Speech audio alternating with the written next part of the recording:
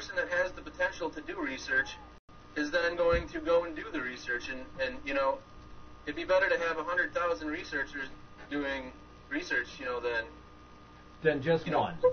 Yeah, like instead of like me and you going and doing research, you know, we'd be better off here trying to spread the word.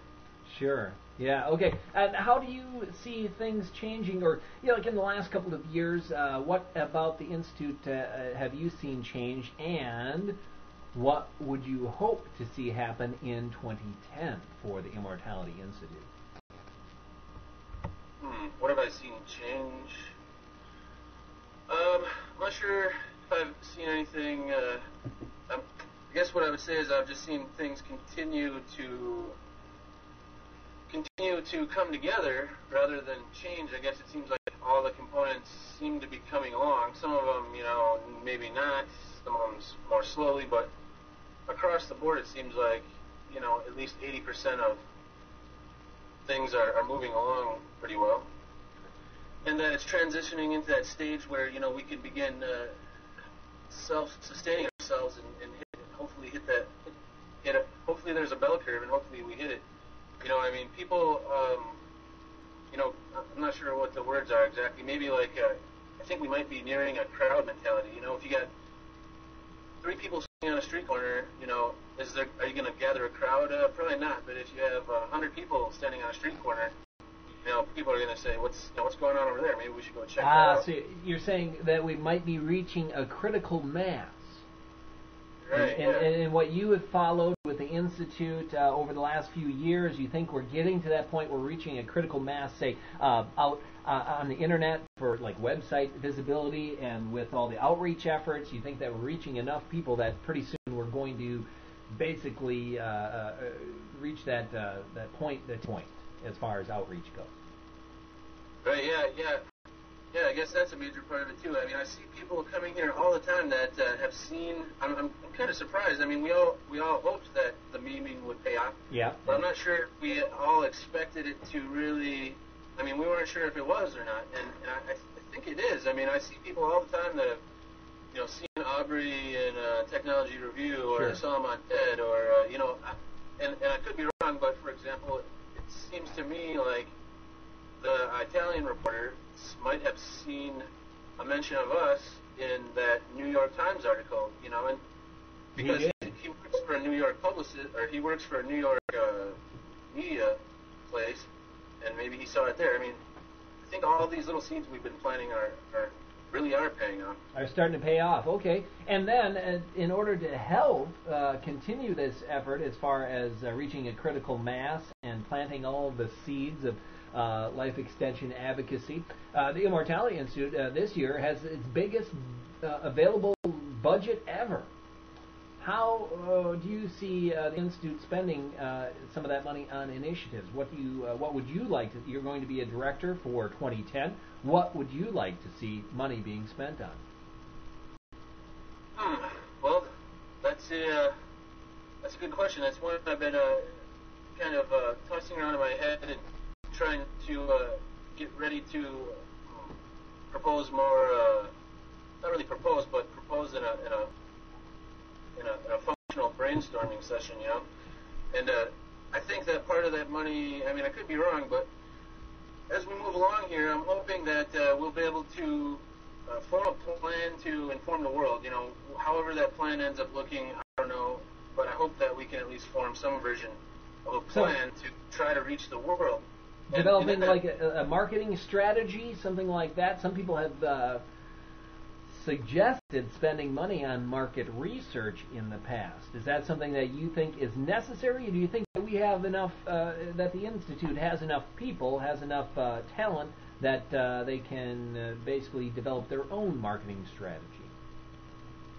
Well, I think the answer is a little bit complex. I think that it seems to me that as we move along here, we'll hopefully develop this fundraiser system, and hopefully a take-action system. And those two things are to bring in money, and the take-action system is to hopefully sustain, give people something to do. And I think that it will be able to. And then as we move along, it seems to me that, you know, the best thing to do is like we've been doing, just hire hire people as we can afford it, and on a case-by-case basis. Like, let's say, in a year from now, we've moved along a little bit further, then maybe we will hire a publicist. Maybe we would hire a marketing strategist.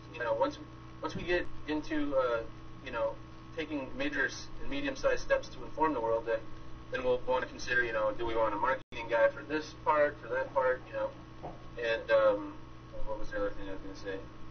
Oh, and one of the major things I think that it seems to me we might want to consider spending money on sometime soon is perhaps once some of these things are in place, like Take Action System and fundraiser pages, that we might want to consider dropping, I don't know the exact numbers, but maybe like $10,000 on Google ads or billboards or maybe magazine ads or something. Some sort like of advertisement, right. Yeah, I've always thought that we could find some sort of advertising outlet that is relatively cheap but high impact. If we just brainstorm on it a bit, perhaps we can come up with something in 2010. Hey, I want to get to an audience question here. Someone has asked, why do you think that so many people originally introduced the idea of immortalism, living forever or indefinite lifespans? They have an interest, it seems, but they rarely seriously commit to it. We've seen this for years and years and years. People think about it, they say, yeah, that sounds pretty cool, but then they really don't commit to it. Why do you think that is?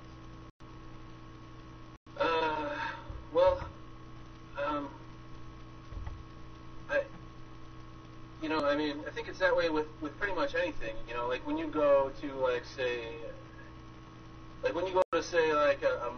like a cause like Martin Luther King Jr. is gonna have marches, or you go to the army.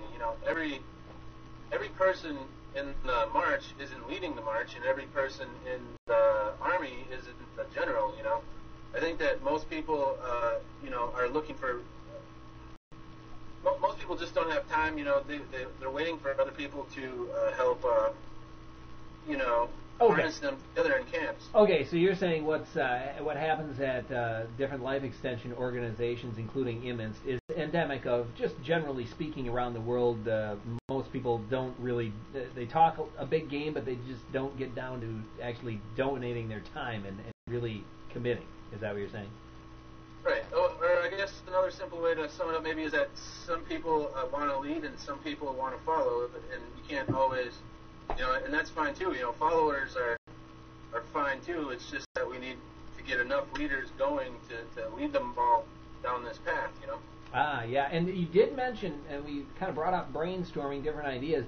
I wanted to mention that that the Institute is reviving the Wednesday afternoon brainstorming session that you'll be attending most Wednesdays, correct? Right, yeah. In fact, that person, 12 here in the chat, might be helping to lead that up, and we're thinking about revamping the entire imminst.org/meetings page. And instead of having a meeting for each team, maybe we might just have 2 large brainstorming meetings that will encompass all the teams, and we'll just invite all the teams to these 2 meetings. Well, that might work as well, I suppose. That's an interesting thing we might be working on then in 2010. Okay, well, I see that it's already almost 5:15 here in the Central Time Zone in the U.S., so I did promise I didn't want to keep everyone from watching the Super Bowl tonight, so I just want to thank you, Eric, for joining us on the program tonight, and good luck on the Board of Directors coming up in 2010. All right, thank you. Yeah, have a good night. All right, there you have it, Eric Schulke, wonderful director at the Immortality Institute for the past year and for the upcoming year, 2010. Thanks much for all of your hard work, Eric. A couple of other news items I want to mention before we close out the show here tonight. Kind of a short show again because of the big event in the U.S. Don't have a large audience tonight, but I want to thank everyone who did stop out here at the show tonight. A couple of things. A newsletter will be coming out on February 9th. Usually it would come out on the 8th, but the February newsletter is coming out on the 9th, so we can give you the results of the director's election in the newsletter. So look for that on February 9th, which is Tuesday, probably late in the day on Tuesday, in order to give us time to get the format down, get all the information in there. Also, don't forget the